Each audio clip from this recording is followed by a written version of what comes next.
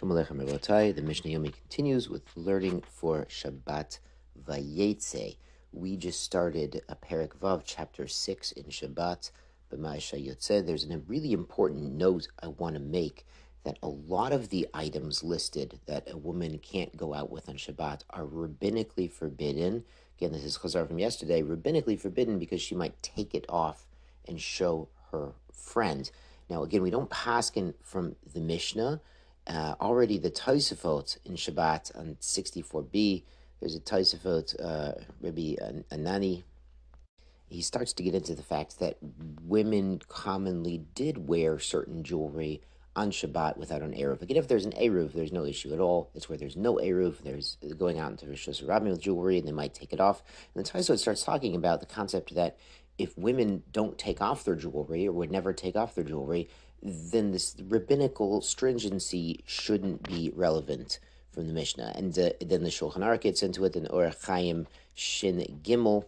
The Aruch HaShulchan over there, he talks about how the minhag has become that women can wear certain jewelry that they're not going to take off in Rosh Hashanah without an Eruv, because Lamaisa, they're not going to take it off. And the reasoning behind the Mishnah was jewelry was very chashuv and rare and expensive, and if a woman had it, she might take it off and show off the details to her friend. And it makes you appreciate, Baruch Hashem, that even though we have Yeridas Aduris and we're not as wise, certainly, as our ancestors in the Mishnaic time, Baruch Hashem, we have what to buy our wives for anniversaries and birthdays. And thank God we have cosmetics and perfumes that they could only dream of back then. There's actually an interesting Gemara in Ketuvot Ayin Aleph, Ketuvot 71, and it talks about a woman who makes a neder against perfume. And it says a woman of means would go 30 days between applying perfume, and the poorer women would apply perfume on regolim when they were ole regel, 3 times a year. So it gives you sort of a comparison as to today. We don't think twice about women applying perfume every single day. So it's Baruch Hashem, Hashem has blessed us. But it's an interesting sugya in Orach Chaim Shin Gimel 303 and Aruch Shulchan there. Anyway, let's go on to Mishnah Bet in Perek Vav. Lo yitzeh ish besandal hamasumar. You can't go out with a nailed sandal. Now, the reasoning behind this is there was a Maisa Shahaya where they were hiding in a cave from the oppressive Goyim. They were probably davening in the cave or learning in the cave, and they heard stomping above, apparently from a nailed sandal, and there was a stampede, and Nebuch, some Jews lost their lives. It could have been, the Mefarshim say, that they were wearing sandals with nails sticking out the bottom, and that caused the deaths, or the people on the roof of the cave were wearing such sandals that made the noise and scared everybody. V'lo b'yachid, and a man can't go out with one, a man or a woman can't go out with one sandal or one shoe on the foot, bizman she'en be'roglo moka, when there's no wound on his other foot. So if he's wearing a cast on the right and a shoe on the left, then everyone understands. They see the cast, they know what's going on. But if he's just wearing one shoe, people might point and laugh and stare, and then he comes to take off the existing shoe and carry it in Rosh Hashanah. V'lo b'tefillin, and he doesn't wear tefillin outside.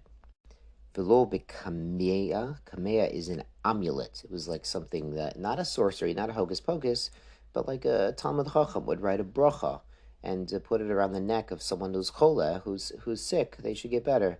When this kameya, when this amulet is not written by an expert, and the Bartner says if he's cured 3 people, then you know he's an expert, and you know it's good, and it's gishmak to wear such a thing for a chola. V'lo b'shiryon, and not with a coat of chainmail. V'lo b'kasta, or a helmet. V'lo b'magapayim. Now, magapayim is boots, but here it's metal boots of armor used in war.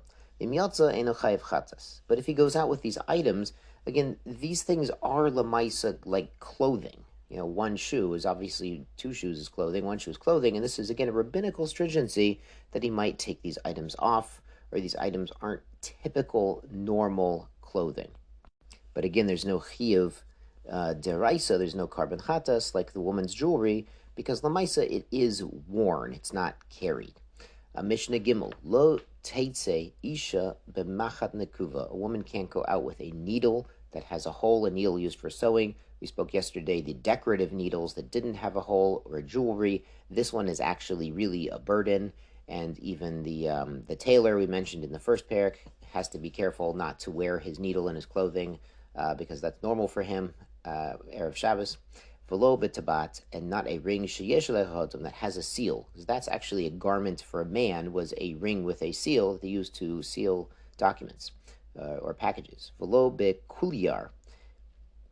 Kuliar was a fancy headband that most women did not wear. V'lo b'kovelet. A kovelet is a bundle of spices. As we just mentioned, perfume, they could put perfumed items in a bundle and wear them around the neck. That's kind of like a necklace, but it's also kind of like carrying something. V'lo b'tzlohit shel plaitan, and not with a flask from the plaitan, is the perfumer. So you could also wear like a little glass flask with perfume in it, and apparently it would waft out slowly. So perfume was a very chashuv thing, especially not every place had a bathhouse, and even if they did, you couldn't go every day. So Baruch Hashem, we have the mitzvah bein adam l'chaveiro, to bathe Erev Shabbos, even for Bachrim. Baruch Hashem, to bathe Erev Shabbos, a very chashuv mitzvah, because you can't carry your flask of perfume around on Shabbos and Rosh Hashanah. If she goes out with any of these items in this Mishnah Gimel, chayevet chatat. These are carrying, not wearing. These are carrying things that are not women's clothing, that therefore they're a burden, or they're these perfume accessories. Div Rabbi Meir, according to Rabbi Meir, she's chayev chatas, it's carrying deraisa. Chachamim potrim bekevelis shaploitan. The Chachamim say she's pater on these items. These are normally worn by women, even though they're functionally perfume. They're also worn as ornaments. So really, according to the Chachamim, she's really wearing an accessory, even though it's a perfume flask. It's nice, it's decorated, so it's really her accessory, not her burden. Shkoyach Rabosai, Shabbat Shalom.